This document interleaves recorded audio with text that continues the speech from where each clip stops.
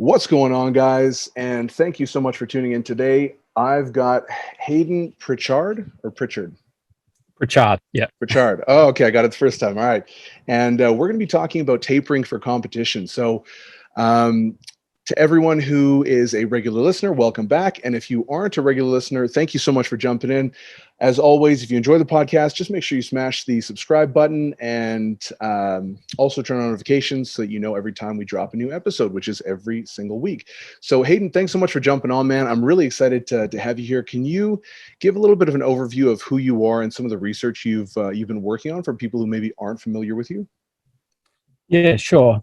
So my name's Hayden Pritchard. I guess Dr. Hayden Pritchard, if we're going to be accurate in terms of the academic sense there. So my sort of research background, I completed my PhD in 2017, I think it was now that I finished that up through AUT or Auckland University of Technology in New Zealand here. So studied under Professor Michael McGuigan, and we basically did a series of studies that investigated, I guess you could call it tapering, but also I guess it is peaking as well. So tapering or peaking for competition, and specific to the sport of powerlifting, we use that as our model. So that's kind of, I guess, the background of the research side. And I've also had other interests sort of in things like stimulants, ammonia inhalants. So a lot of those themes, I guess, are based around the sport of powerlifting, which was what I was doing competitively up until, I guess, the first year of my PhD studies. So that kind of spurred that interest and is what I guess led me to the series of studies and the body of work, I guess, that I've been involved in.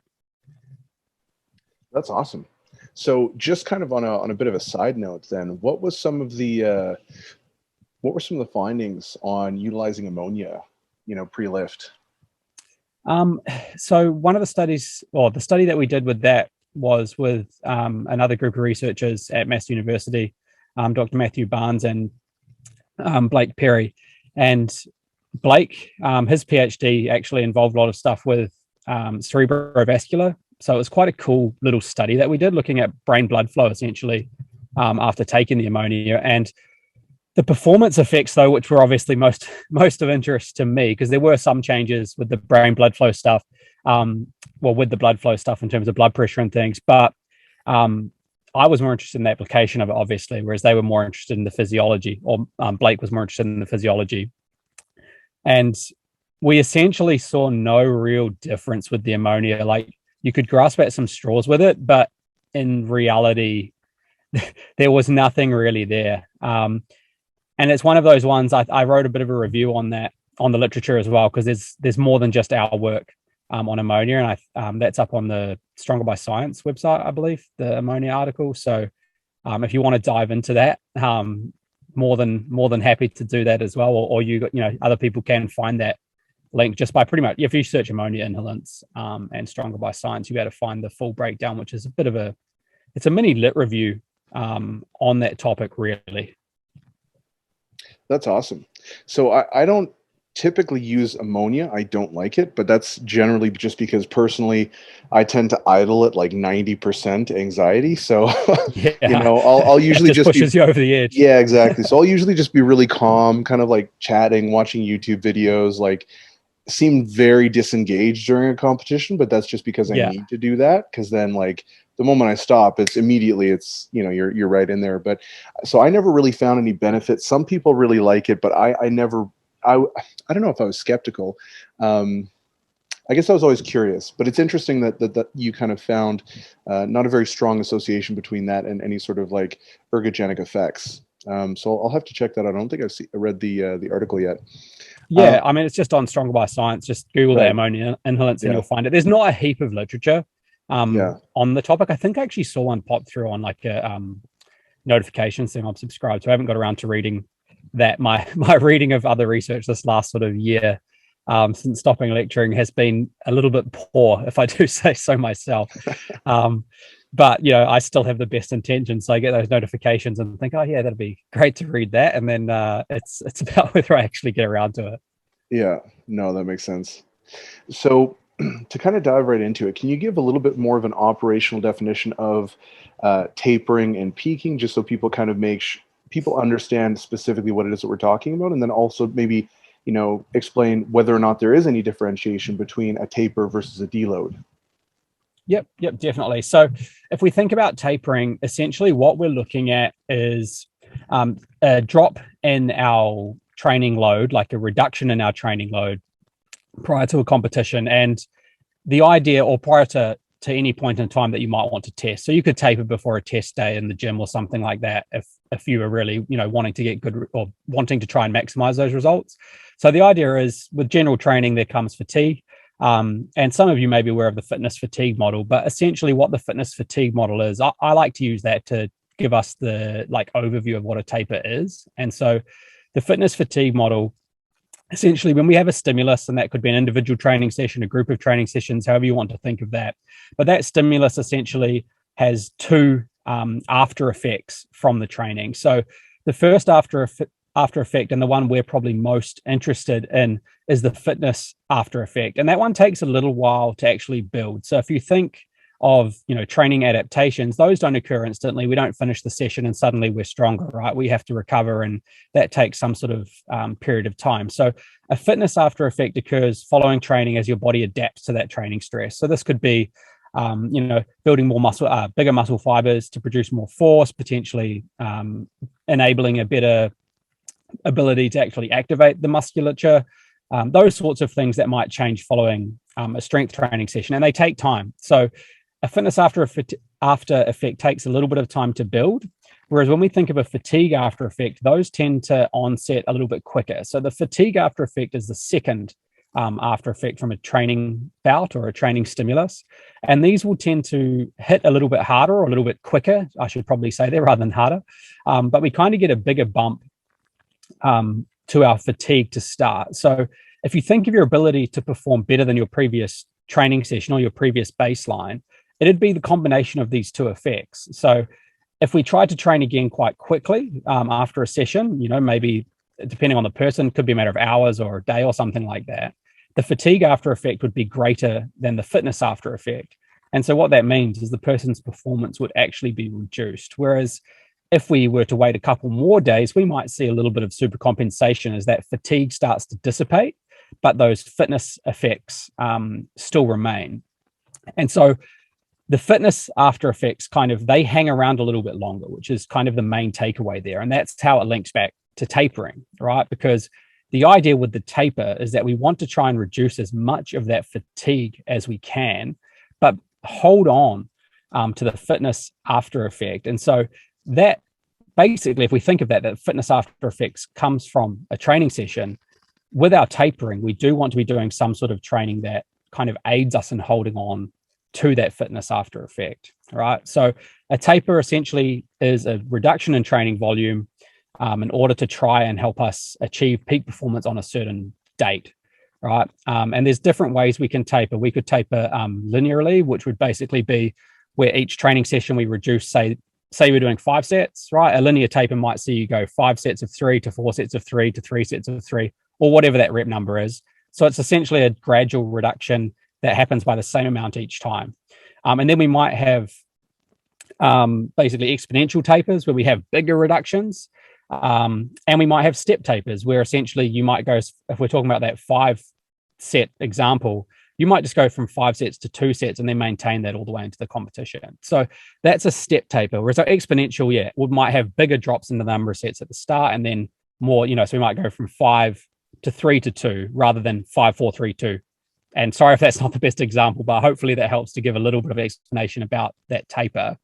And if we think about the peaking, that could kind of be any number of things. So one of the things that we investigated with our research was training cessation. So essentially you just train as you normally were, whatever that normal training volume and intensity was, right up until some point before the meet where you just stop training. So that would be one way that you might peak, right? There's no gradual reduction in your training volume or anything like that. You literally just stop and turn up for the competition. So that would probably be the biggest differentiator between the peak and the taper, right? But both are trying to do the same thing. A taper is still a form of peaking, right? Because it still allows you to achieve optimal performance, or the intention is that it allows you to achieve optimal performance. Yeah, and I really like that distinction you made between the peak and the taper, because a lot of the times too, at least when I'm kind of chatting with my athletes, there's a lot of kind of dogma depending on where people got their start in powerlifting, where they're like, oh, I need to be like, so this is a really, really big one. Like, I mean, for me, I know it's important, and I've noticed that for the vast majority of my athletes, intensity has to remain high throughout the entire taper. But there's this idea that I just haven't necessarily seen a really strong correlation to, and this is just me, but where people really want to take their openers and their second and like go super, super heavy, where I haven't really seen that benefit their performance necessarily. And I find it's maybe a little bit more psychological, which admittedly, you know, if they find it's better for them, then sure. But I haven't really seen any additional benefit to lifting super, super heavy weights, you know, reasonably close to competition. Instead, I've seen things be very effective where, you know, they'll hit like a single at an 8. Yeah. And then they go in and that'll be their opener, but then they'll have so much more left in the gas tank. And it seems, for me anyway, sometimes a little bit unnecessary to kind of exhaust them 2, 3, 4 weeks out by taking their second attempts, or maybe like something a little bit higher even, which I know some people are really big fan of doing. And then another thing I've seen that's really, really common is significant drops in volume of like, or not necessarily the volume, volume intensity. So like 50% reduction in volume and like a 40% reduction in intensity are things that I've seen pretty routinely, you know, and I know that can vary quite a bit from person to person, but I've generally known more modest reductions in volume, and then maintaining most of the intensity has been the most effective consistently anyways. Obviously there's going to be a lot of inter-individual differences, but like that's generally what I found to be probably the most effective. And granted that might change, but most of the athletes that I coach are national level, world level kind of competitors. Right. And so I was wondering, like, what are some of the variables that affect the structuring of the taper and peak? So things like, let's say, sex, training status, proximity to competition, like what are those variables, and how would you maybe implement some of those changes? Just generally speaking anyways.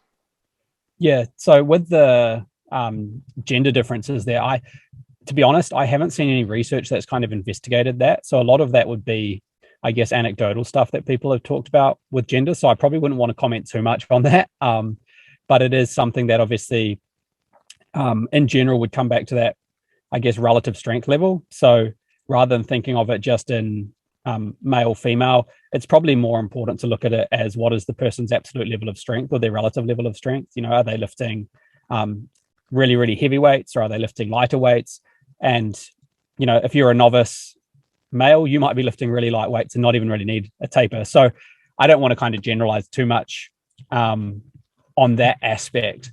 But we can probably think the stronger the person, that's going to definitely have an influence on the taper. So if you're a super strong female versus a novice female, or the same with a male, we might see some differences in the tapering strategies that need to be applied. And that might come back to as well training status, right, which is one of the things that you mentioned. So if we think about training status, that kind of will largely dictate the amount of volume someone is handling, or often will dictate the amount of volume someone's handling, because generally, as we've trained for a longer period of time, people are going to be more used to training. So they're going to be training with higher levels of volume. And that kind of has in my mind, like a twofold effect on the taper, because if you train with higher volume, you may be at a point where you're more fatigued, right? But likewise, that stimulus that you're used to in training is higher. And so it's kind of like a little bit of a balancing act, and it's something that someone probably wants to try individualize that a little bit, right? Try some bigger drops in the training overall training load, you know, sets, reps, however you want to view that, whether that's the total training volume or some other form of, you know, RPE times by session length if you're using like a trimp type thing. But generally with our resistance training, we're going to be thinking of total training volume and maybe the relative intensity as the other variable there. So if we train with a lot of volume and we're heavily fatigued, generally as we go into the taper, I'm going to be thinking that person probably needs a bigger drop in total training load, right? if someone's coming into a meet and they're not very fatigued, I might think that actually, by not very fatigued, I mean, they're not feeling beat up, they're not feeling tired, they're not feeling like they've overreached. Maybe in that instance, if they don't feel too bad, I might take a smaller reduction in our training volume. And when we looked at the literature in our first review study, there were drastic differences in the volume reductions. It went from something like 30 to 70%. So it's not like it's really easy to say, right, go 50% or go 7%. Yeah. I think a lot of it should be dictated based on what your athlete has done prior to that point. So if they're really beat up and tired, they're probably going to need that higher percentage drop in volume. If they're not feeling too bad, maybe a smaller amount of a reduction, but maintaining most of the training might be enough that fatigue dissipates and we can actually realize some of that fitness there. In regards to intensity, and this has been probably the most interesting part, I think, of the research, was kind of looking at higher or lower intensities for that taper. And you said that yourself with your athletes you've been doing generally keep the intensity quite high. And you mentioned like a 1 out of 8 or somewhere around that type of range. And I think that's probably a pretty wise place to start with tapers, is keeping things at a level that the lifter can do. Like, a 1 out of 8 shouldn't be maximal by nature of the fact that an 8 means you've got 2 reps in reserve. You should actually be lifting a weight that is an honest 1 at 8, not like, oh, that was an 8. Oh, your eyeballs kind of exploded there. Yeah, that's one of the things is like, a 1 at 8 is very different if you're doing that 1 at 8 as if, right, I'm doing a heavy single here, right? And people will, people know what a 1 at 8 is, and when they do it and they call it an 8 and it's really a 9.5, 10. It's exactly. Yeah, that's a very different thing to what you're talking about. So intensity is really important because in my mind, and this is a completely biased opinion as well, I think that, well, I guess it's not that biased, but it is a little bit biased. Just letting you know, this is my bias, is that intensity is the important bit, right? I think it's the important bit. And why do I think it's the important bit? The sport of powerlifting is about lifting the heaviest weight, right? So what's the most specific stimulus we can have? It's the weight on the bar, right? So that is essentially the true test of performance, is how much weight is on the bar. So if we're wanting to maintain fitness, and in this sense, fitness is how much weight are you lifting, we probably want to be lifting a decent amount of load to kind of, reinforce to the body that this is the thing that I want you to hold on to, even though everything else might be a little bit lower in terms of that overall training volume or training load. So I think intensity should be relatively maintained compared to the previous training level. So if your relative intensities in training maybe were, around 85, 90%, you probably want to be maintaining that. And that doesn't mean we're doing a stack of volume there, right? Because we've just said we're reducing that by somewhere between 30 and 70%. So although the relative intensity or the average relative intensity across that taper, whether that's a week, 2 weeks, whatever, might be quite high, that doesn't mean every set is high. Right, you could still build up to a single at 8 or something like that, which might be around that 90% mark. And then you could reduce back to, say, some doubles at 80%. That's still going to leave you with a relative intensity somewhere around, 85% or something like that for the working set. So that's probably one of the things that we need to bear in mind when we say that we're maintaining intensity. It's not talking about, every set we do is super heavy. It's meaning that there's an exposure to something relatively heavy for that lifter within that tapering period, so that the intensity of training doesn't drop way back to something that doesn't resemble the sport. Yeah, and it's funny actually, because my experience, as I have coached more and more athletes than even just myself, and over the last couple months, I actually hired my first coach, and I've learned a lot from that, but then also just, I think my bias has shifted a lot from volume over to intensity. Like, I think that initially when I began coaching, I assumed that volume was much more of a driver for strength than it actually was. And I mean, my athletes would get way stronger, but I also think that it might, over the long haul, come at the cost of longevity, and I'm not necessarily as convinced that you need as much volume to drive strength adaptations as I previously thought anyways. Like, I guess I'm more surprised that I have athletes now getting away with doing way less than I would have maybe previously prescribed, and them getting really good strength gains but then also them being like, just on a regular basis, they're like, yeah, I just feel great. Like I don't feel beat up. I don't feel this. When previously, when I prescribed a little bit more volume intensive training, they would get very robust strength gains, but then at the same time, they'd be probably a little bit more beat up. Maybe they would need to deload a little bit more frequently. And actually, that kind of brings me to another point. Like a lot of the times when people are peaking, there's this kind of like, what's the word? Almost like anxiety, especially if you're working with like a new lifter, right? Because you're like, oh, like how, I really want to make sure I'm doing a great job peaking. But sometimes I think that people also forget that during your deloads intermittently, that's the great time to practice a potential. Like, I know it's not going to be the exact same, but it's a good time to practice what a potential tapering strategy might look like. Like how much are you reducing the volume? How much are you reducing the intensity? Are you changing the exercises? What does that pivot strategy look like? And I don't know that it's going to translate to the exact same thing for your taper / peak, but I do think it's going to give you a very, very good set of assumptions. And do you have any sort of strategies like that? Because I know is that you that works with RTS? Okay. I started with RTS earlier this year, about February maybe this year, so about 6 months back. Awesome. Yeah. So I mean, I'm going through. I'm just kind of finishing up the RTS classroom right now, and there's a handful of videos, anyways, where they talk about peaking and the various strategies that they kind of have that are generalizable to some degree. They're kind of templates or whatever. And I mean, even just kind of looking at that, do you have any sort of recommendations or not necessarily recommendation, but let's say maybe guidelines on how you might utilize a deload to maybe make some inferences on what would be effective for a peak and a taper? Yeah, I guess for me that's a hard one, because if I think of like a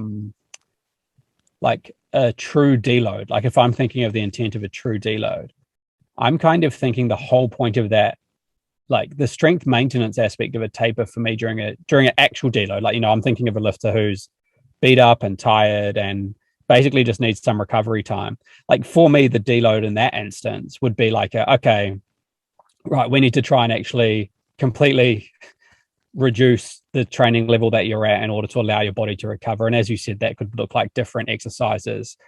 For me, one of the big things there would be in a taper, I might drastically reduce my volume, but not my intensity. If I was like truly deloading you, I'd probably also reduce your intensity, which might mean some of those things you mentioned with the change of exercises so that I actually can't handle the same amount of load. So you could think something like tempo work, something like single leg work, things where the weight on the bar basically by the nature of the exercise has to calm down.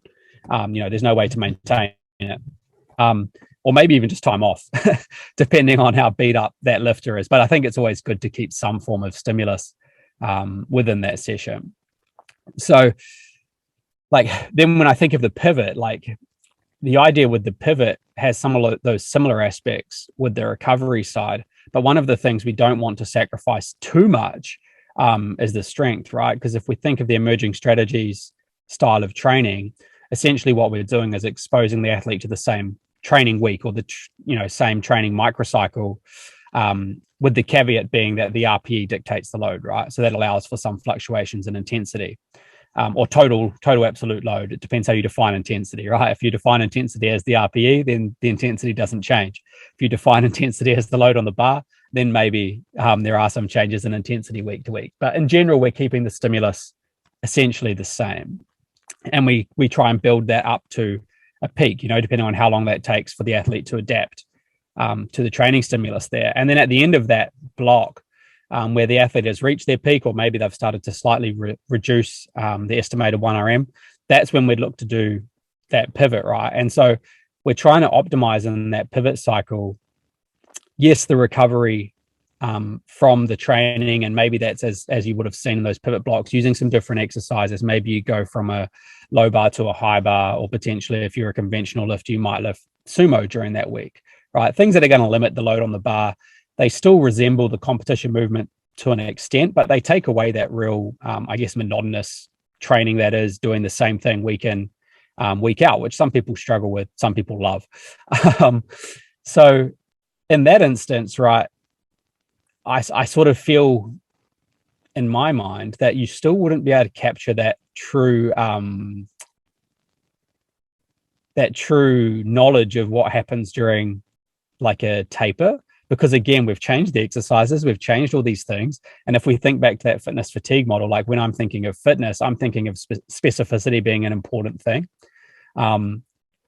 So I don't really know what I'm trying to say to your question there, Daniel, but I hope that's sense. Kind of making a little bit of sense. They are different. They are different for sure.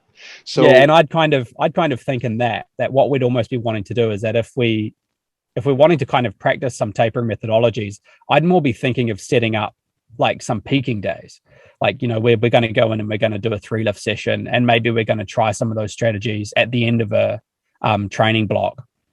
And give it a go, like based on what that previous training's been. That would probably be leading into a deload, correct? Yeah, so prior to a deload or prior to a pivot, whichever sort of training methodology I guess you're subscribing to, I'd probably do it at that point. Like if I know roughly it takes the athlete 6 weeks to peak, maybe I'm going to line something up where I try one of those strategies, whether that be simply training right up and taking a few days off. One of the strategies I often like to try with lifters in the last week of a block, and I've probably used this more on myself and a few of the lifters I've been coaching for a while rather than on others, is the deload week would actually be a peaking week, really, not a deload week. But in my mind, I sort of think of it as I'm reducing the volume, and so the term deload still comes to mind. If that athlete was doing, say, 4 sets or 4 working sets on their exercises, I might reduce that back to 1 or 2 sets, so that they're still hitting the same intensity on those work sets, but the volume is greatly reduced. So essentially, they're in the gym for a shorter period of time. The overall training stress is reduced, but the intensity is maintained, and that's worked pretty well as a strategy that I've tried. The other option, as you mentioned with the reactive training systems, is to actually you essentially just basically count back. If you know that generally it takes the athlete, say, 6 exposures or 6 weeks to peak, we basically just plan that the peak day or the heavy day falls on that last week where they would normally be peaking, and then we might have a couple of days off prior to that meet. So I guess if we looked at it, those two things, you've kind of got an example there of a step taper, right, where we've taken purely just reduced the number of sets and maintained it at a certain level. And we've also got an example of a peaking strategy whereby it's just training cessation. Essentially, the stimulus remains the same, but we do give the lifter a couple of days to kind of recover before that session, which is, you know, both of those things are different peaking strategies. And I guess you'd call one of them a step taper, and one of them, as we said, the peak, rather than a traditional definition of the taper. Right. Yeah, I definitely find that even for myself, like I find that I respond more to kind of preserved volume than with just a very sudden drop, right? Like leading into the meet. So like if I'm going in and I'm feeling like, oh, okay, you know, I feel tired, I feel this, I feel that, but my performance is really going up, I find that that's actually for me the perfect spot to be in. And then just the last couple of days reducing everything, and then I go in and I like blow it out of the water.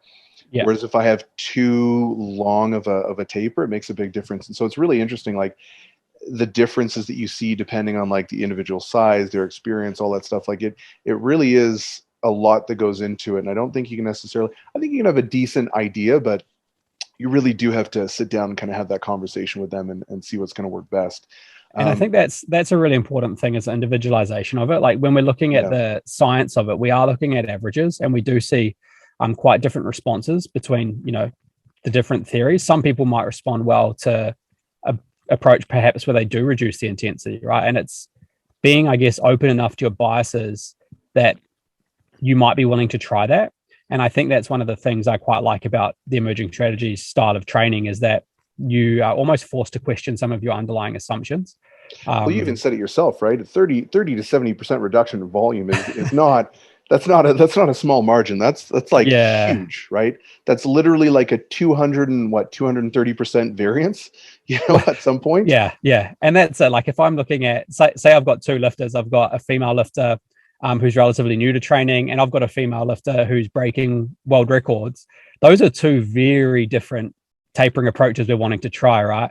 for the novice female lifter in that example, we might not even really need to reduce anything. We could potentially train right through, right? And the same applies for any novice, is that if you're new to this thing, you're gaining strength basically from session to session anyway. So why would I go and potentially risk taking away the stimulus that's helping you, right? I might just basically train that lifter as per normal, take a couple of days off before test day, get them to focus a bit on maybe their diet that week or their sleep, those sorts of things that you can control and can make a psychological difference as well, not just necessarily a physiological.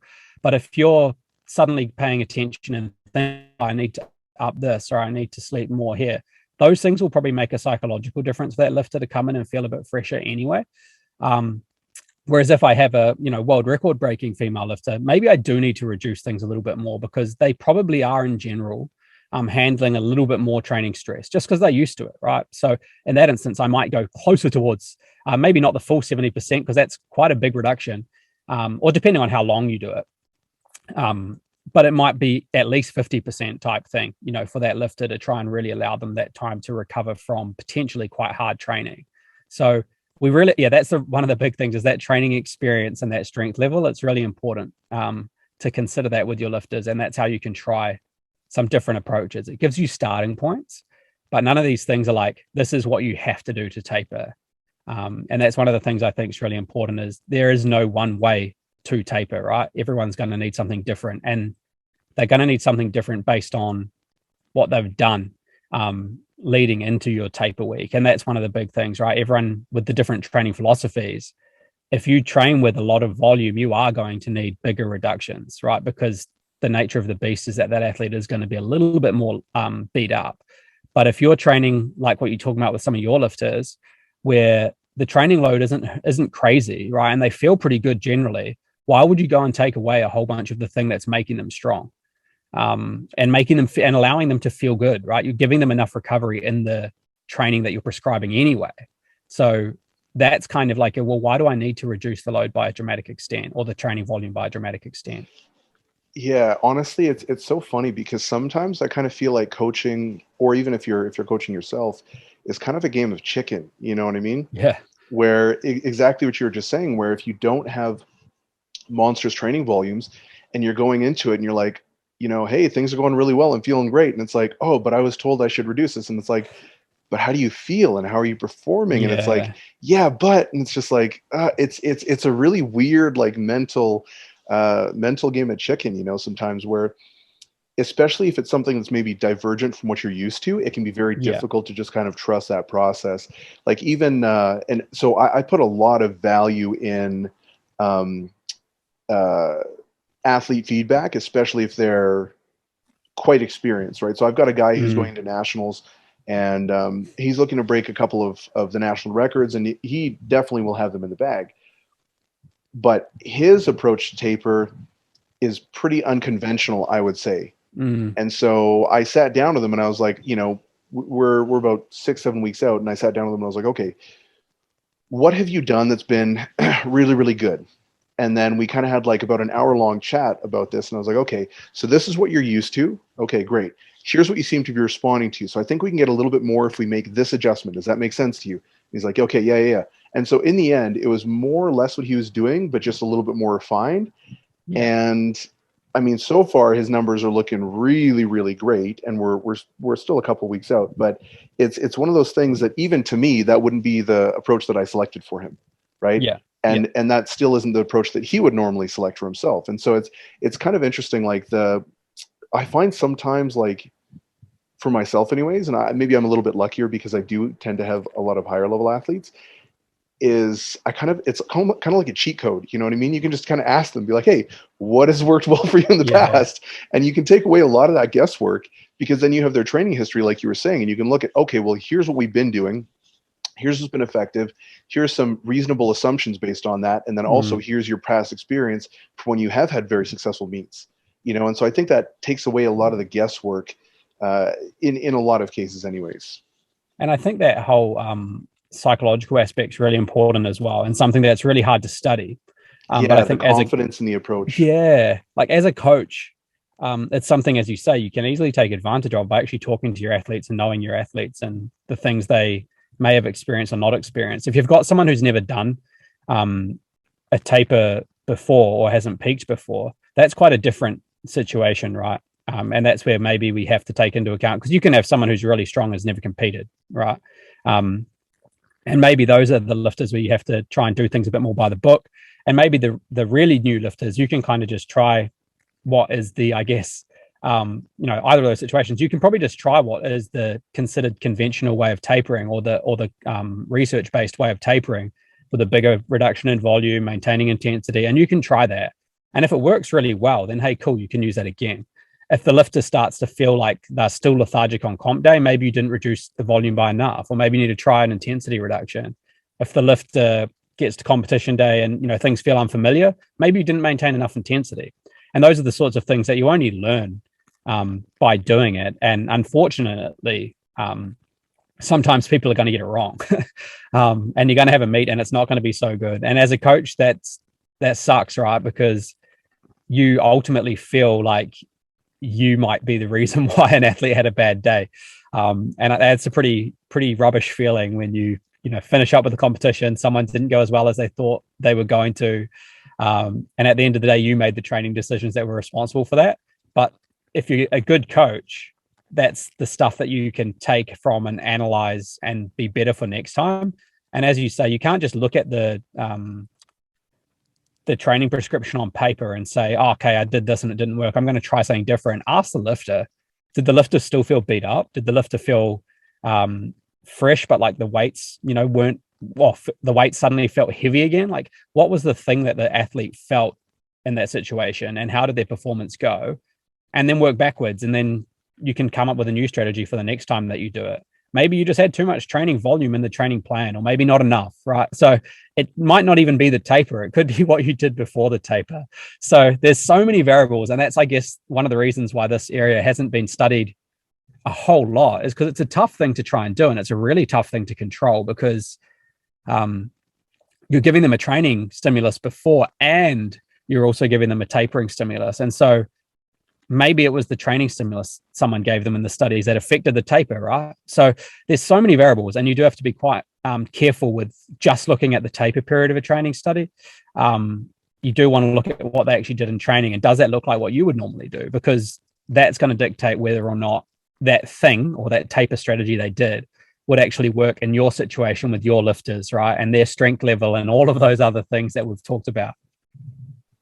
Yeah, that's a really great point too. Like, sometimes I think a lot of times people put a lot of emphasis on the taper, and admittedly it is important, but at the end of the day, that's not what's going to make or break your performance. Is like, are you stronger? All that work has already been done, and you can definitely eke out more, and you can definitely shit the bed if you mess up the taper. But sometimes I think people maybe stress out about it a little bit too much, and then forget about, like you said, the periphery. It's like, well, what happened before? What have we been doing? What's been working?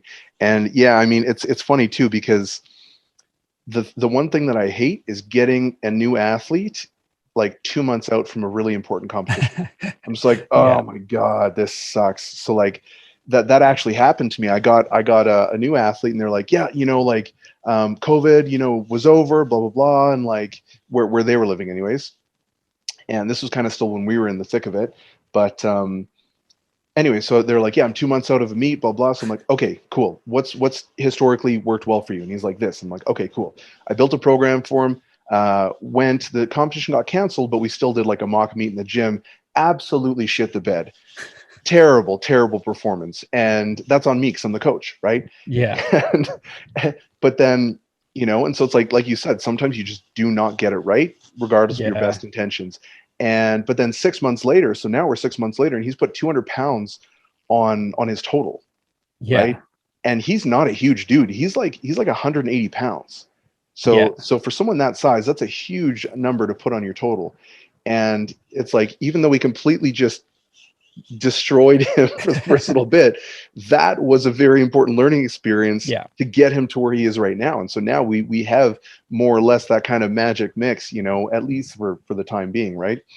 Exactly. And I think that's a real important thing to get across, especially to people who are looking at getting coaches as well. Like, is unless you hang around for a while, that coach has no way to figure out, you and how you work. People think it's an exact science, and it's really not. Yeah, it's not like I just pick up your numbers and plug them into my magic program calculator and then it spits out, the perfect program for you. You can have all the best. 5. Exactly. I mean, that's, if we go back to it, a 5x5 advanced 10-week block, all good. Like, helped me, man. I got some good squat gains, so it's going to work for you too. Let's just plug that in, and I'll put it on a pretty header and I'll send it out to you as if it's my work. Yeah. Hashtag science.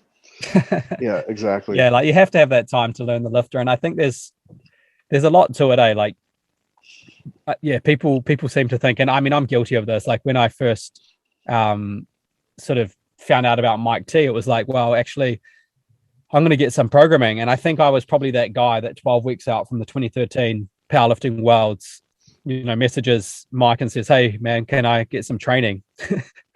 And like, I didn't have heaps of spare money at the time, so I got my training, basically was like, right, I'm going to pay for this block up to the Worlds because it's the most important.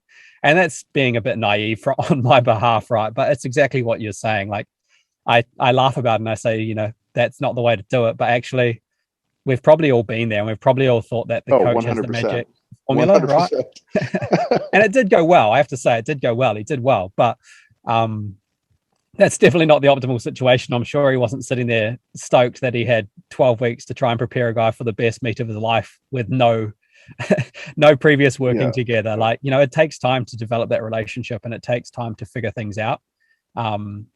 So yeah, it is something to bear in mind. If you're looking at a coach, please be willing to invest for the long run, because that's how you're going to get your best results, right? Is after a couple of years potentially with that coach.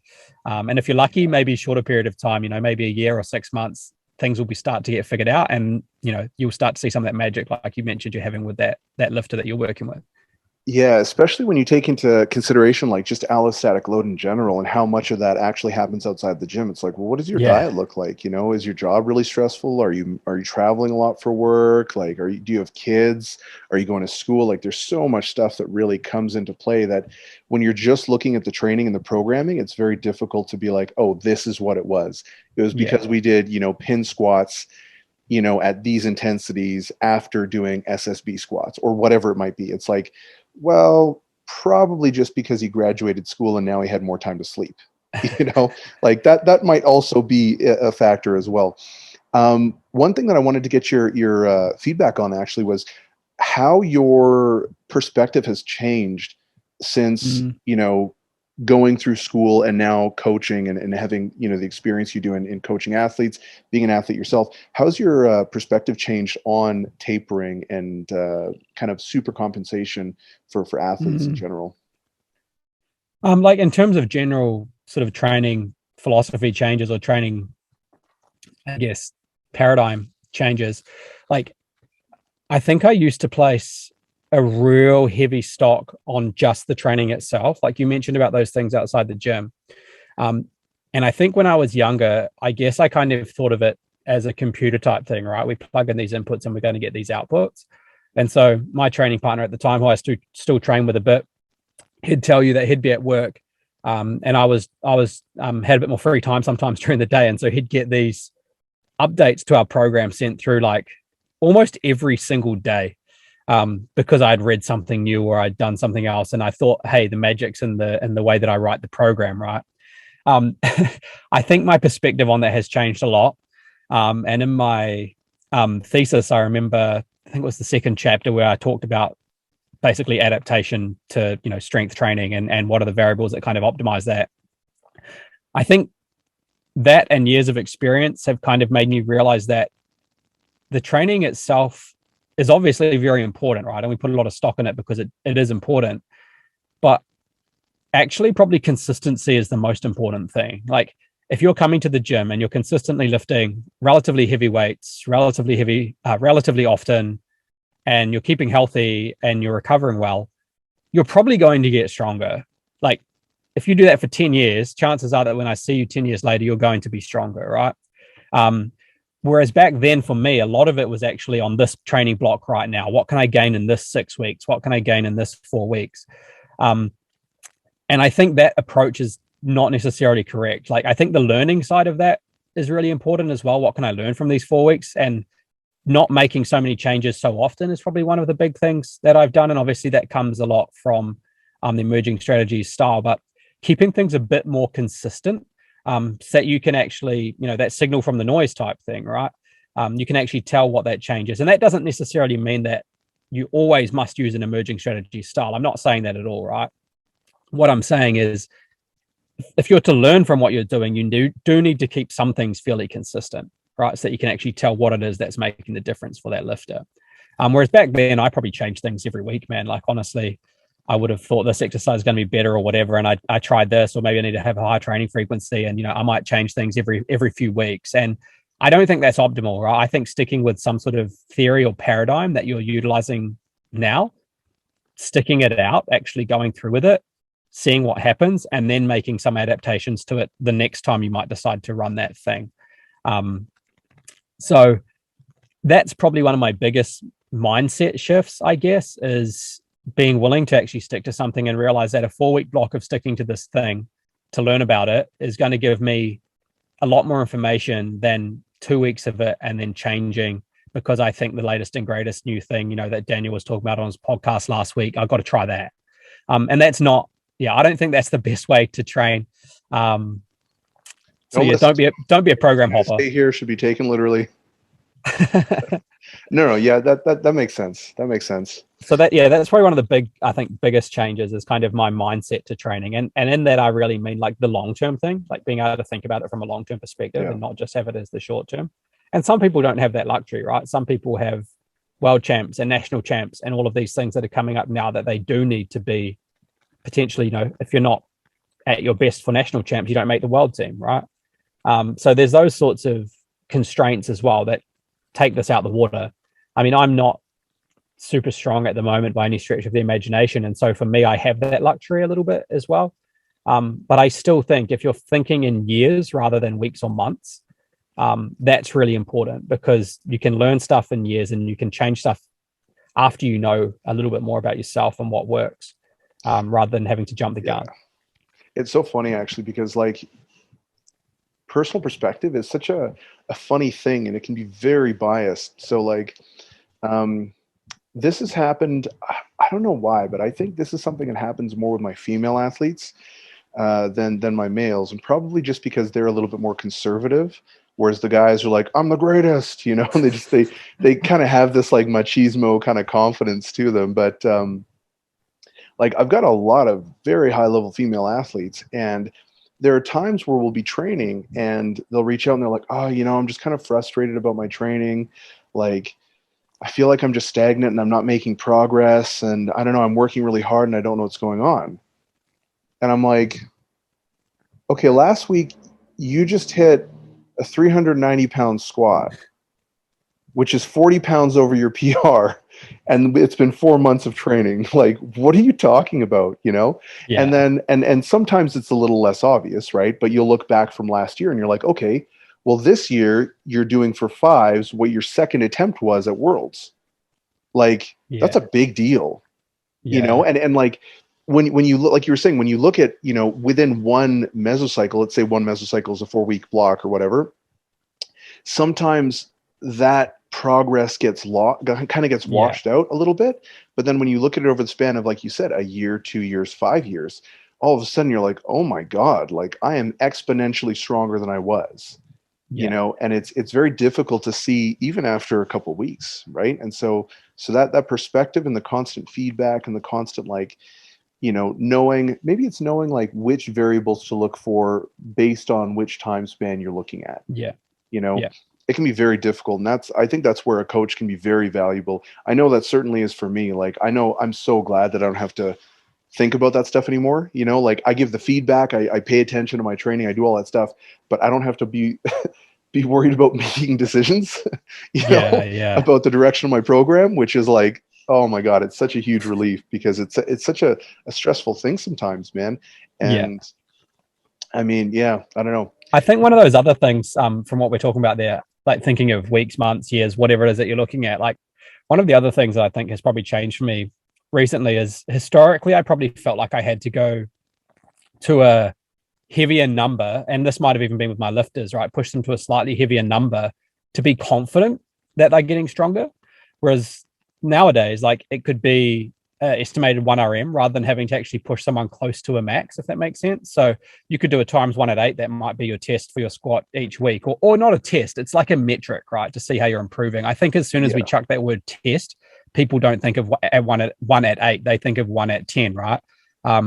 So, if there's like a consistent training metric, but it doesn't have to be a single, right? That could be something like a triple at a certain RPE. That could be an AMRAP set, depending on the type of lifter that you're working with. There's all these other ways that we can kind of get, I guess, signposts that things are heading in the right direction. Whereas previously, it might have been one of those things that towards the start of my lifting career, I sort of felt like I had to go, truly heavy often to be confident that I was actually getting stronger. Whereas we have all these other metrics, right? And I guess that's the benefit of having a coach, as you say, as well, is that the coach will know what they're looking for with those things, right? And if you've got, say, a velocity tool, maybe the coach uses stuff like that as well. It doesn't have to be a heavy single all the time, right? There's other metrics that we can look for that show actually, hang on, the strength looks like it's going in the right direction, this block. Is a 5 rep, estimated 1RM the same as a 1 rep? Of course not. But we're still using the same person with the same test each time, and we can kind of get some good information from that without having to ruin the whole intent of the block, right? If you are focusing on 5s, right? Maybe you're actually looking at, hang on, is my RPE coming down or is my E1RM going up? Whichever way you're kind of looking at these things. Yeah.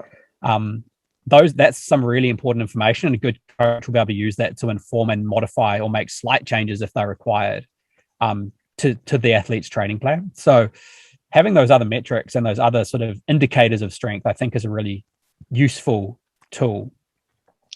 Yeah. And I mean, like, you literally just gave, 21 different possibilities, because it's like, okay, a single at a 7, a single at an 8, single at a 9, a triple at an 8, triple at a 7, a triple at a 9, and then 5s at 7, 8, or 9. And it's like, just right there, you've got like, I guess three squared or whatever metrics. And then it's like, that's for potentially one lift, like a squat. But then you get into SSB, you get to front squat, you get to whatever lifts that have a higher carryover.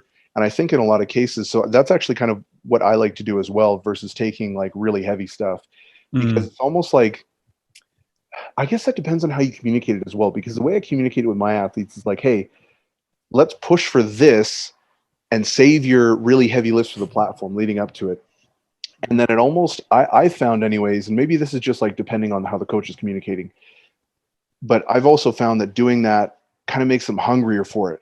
Like if you kind of pull back on the leash and you're like, not yet, not yet, not yet. And this is actually a conversation I was having with my coach the other day. And then it's like, you let them go and you're like, all right, let's fucking go to town.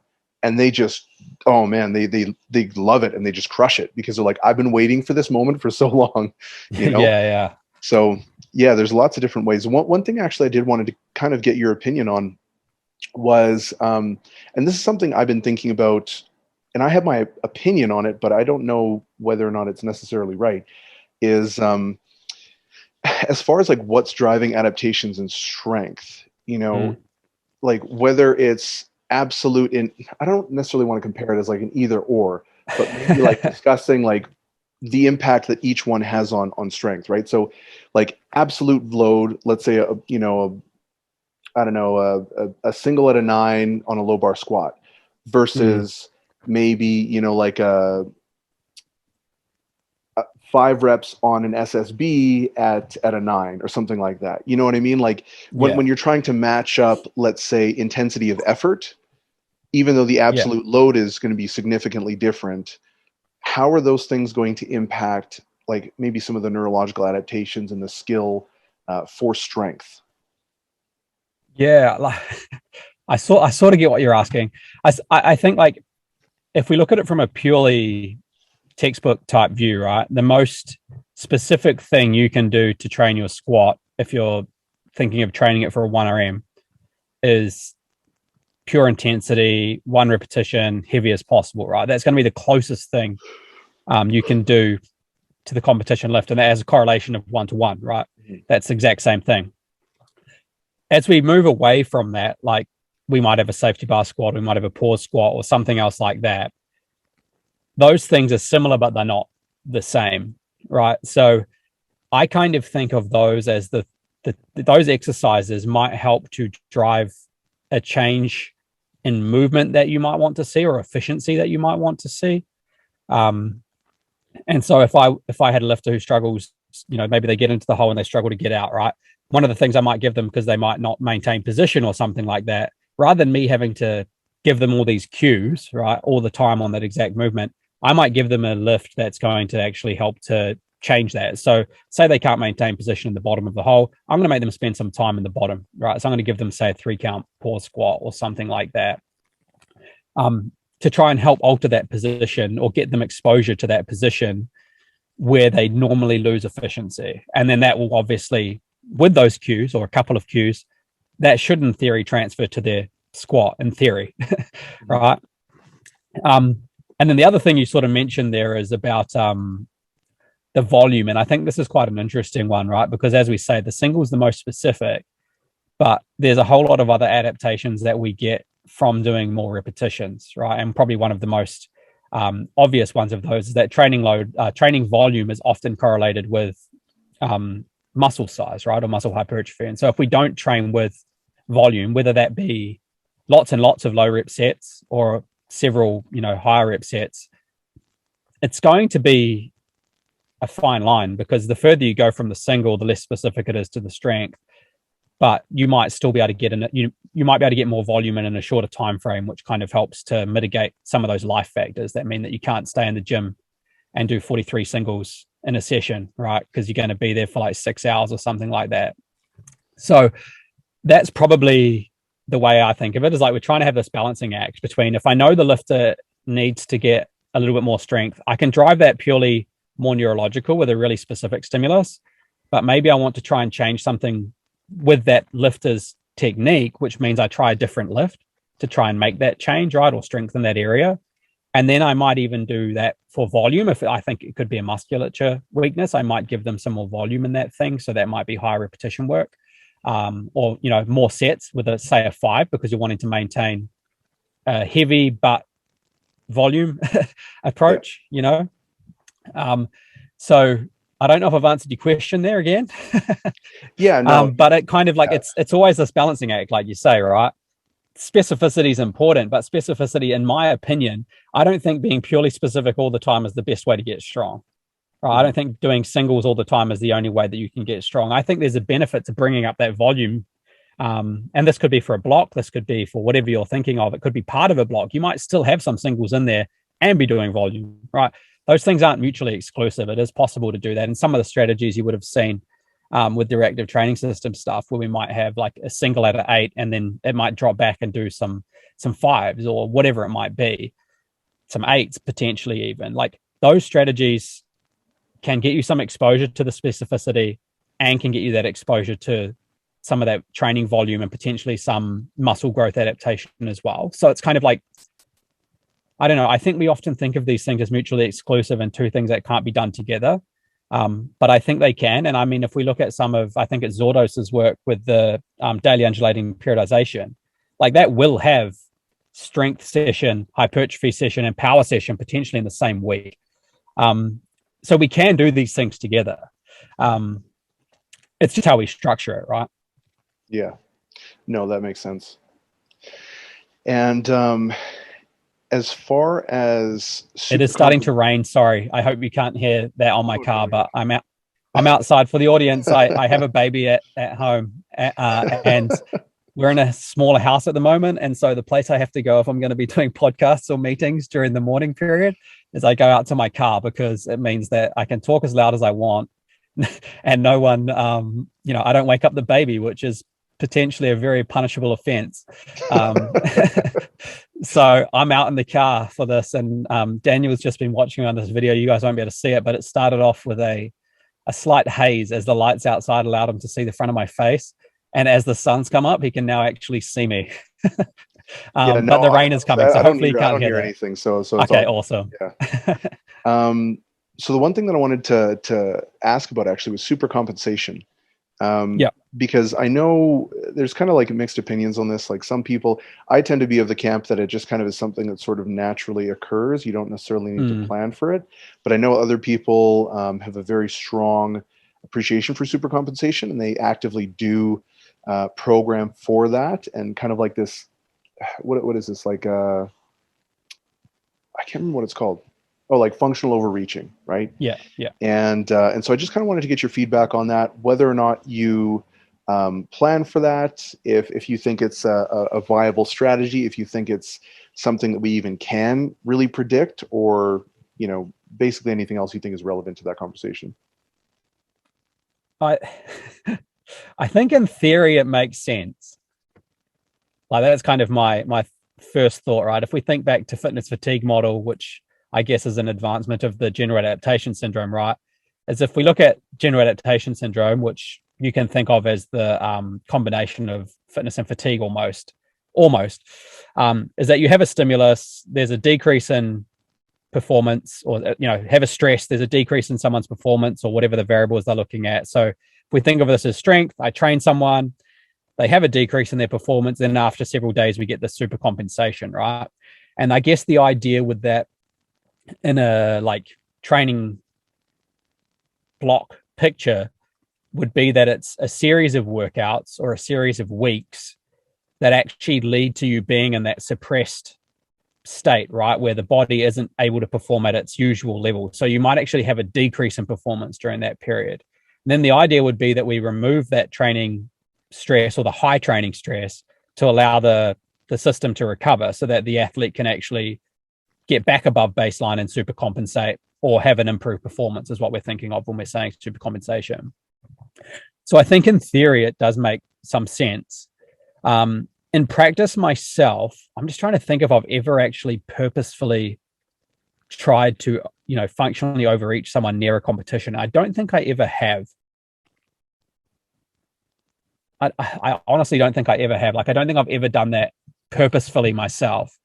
So I can't say from my own personal experience whether or not it works. One of the things theoretically to me that I think would be really hard would be if 2 or 3 weeks out from an event, I'm in a overreached state where my performance has decreased.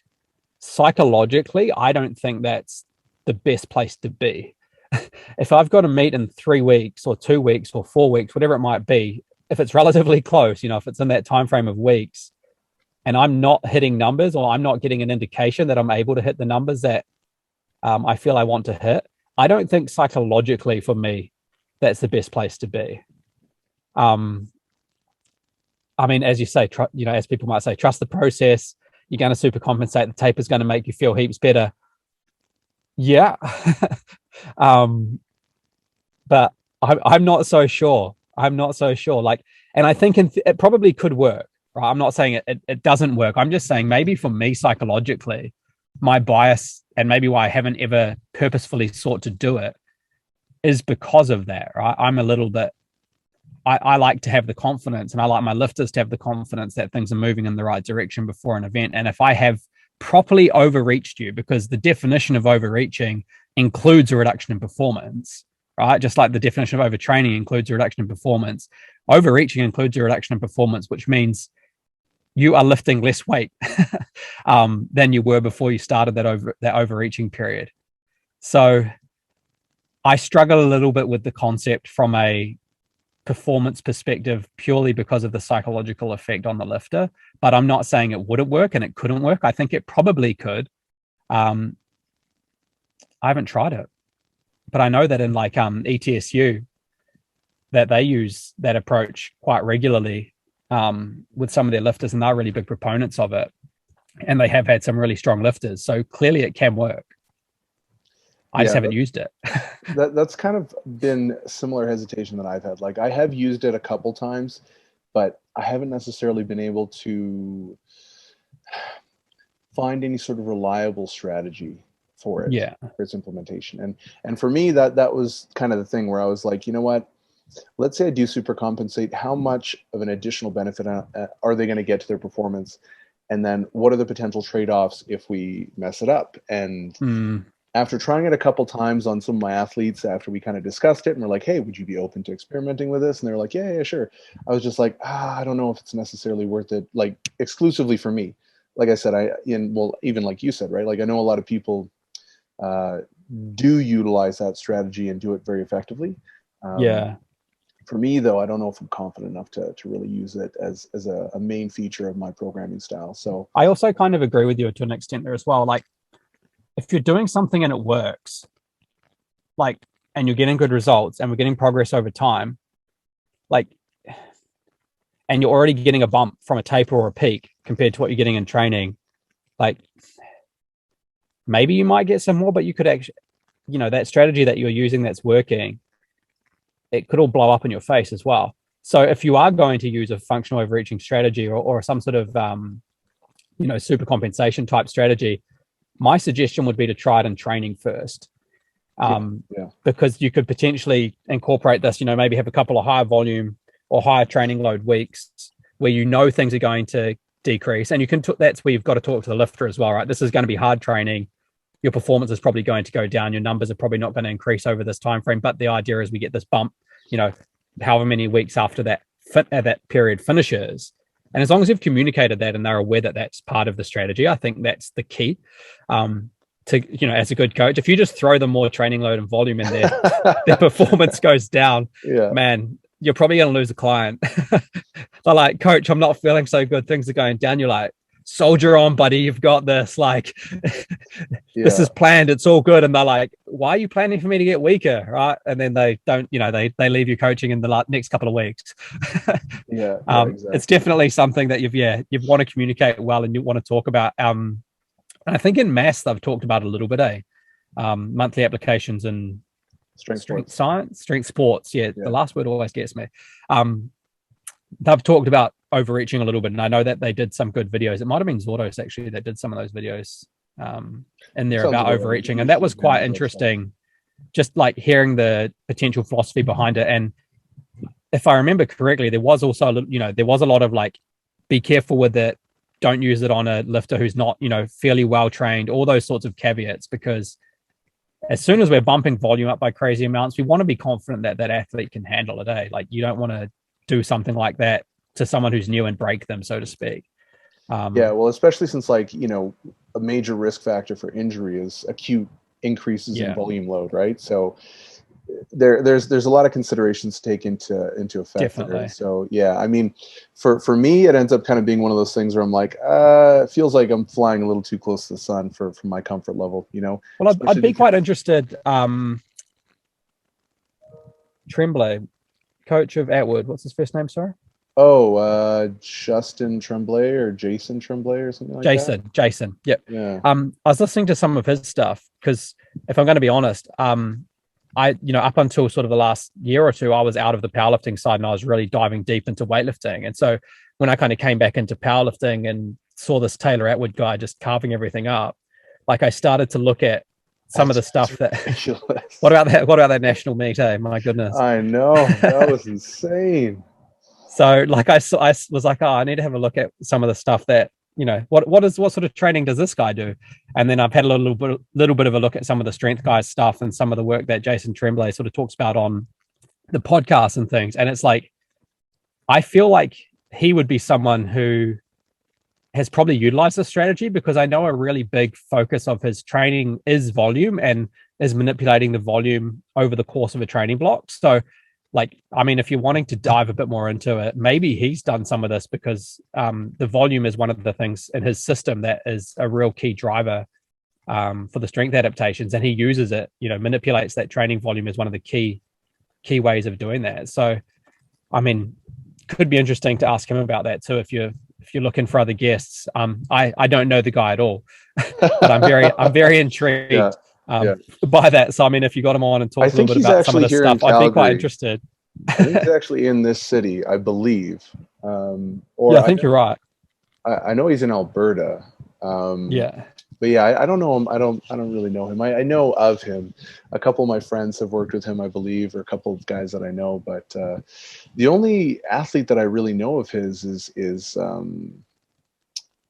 how am I forgetting his name? Oh, Taylor Atwood. Yeah. No, totally. Honestly, that's pretty much all the major questions I had. I feel like we went off on some really interesting tangents. So where can people find you?